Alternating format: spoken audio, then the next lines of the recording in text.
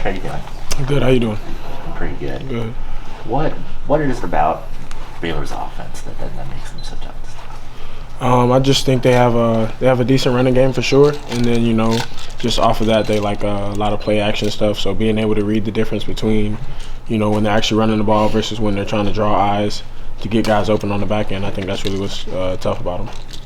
What made Texas's running game so difficult for you guys in the first half on Saturday? Shit, I mean, the running backs. Yeah, they got some decent backs back there. I mean, I'm sure you guys know their names, and they made sure that we knew who they were after that game. So I think just the running backs, they ran with tenacity. I mean, it's hard to stop a guy that doesn't want to go down. So you guys kind of figured it out at least a little bit in the second half. It looked like one of those, in part because of your forced fumble. Kind of walk us through that play and what happened there. Just a basic drop, read my keys off of the end two.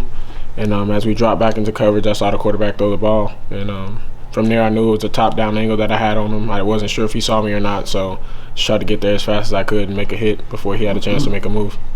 Describe the K-State defense when you guys are having success versus when teams are rolling up yards on you.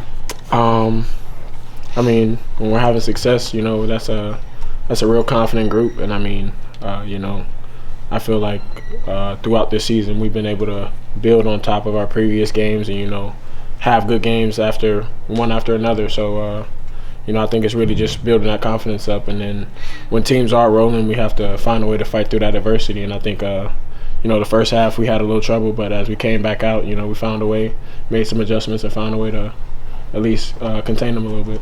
What was the hardest thing about playing without Julius for most of that game? The biggest thing for me was just communication.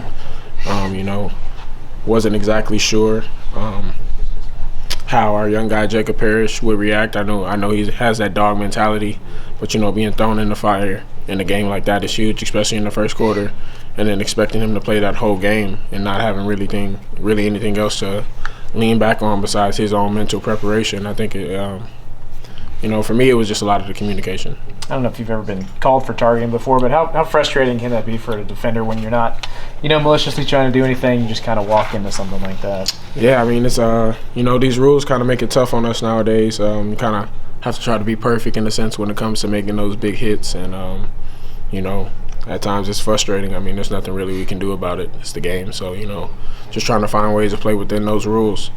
When you look at going on the road now, do you guys take pride in that us against everybody else mentality? Oh, yeah, 100%. I mean, we know that when we step into an opponent's stadium that, obviously their fans are cheering for them. And usually, we might have a little gathering, but it's usually just them against us, So we rally around each other in those situations. Thanks, Josh. Seeing Julius go out of the game with that targeting penalty, is there like a mental block or kind of just being shell-shocked that you guys have to get over in the initial period after that? Because it felt like from that point forward, Texas hit the gas pretty hard.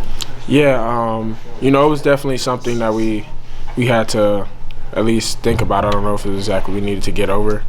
But it was something that definitely took some thought on, and I'm sure on our coaches' end as well. But it was something we thought about. So. Thanks, John.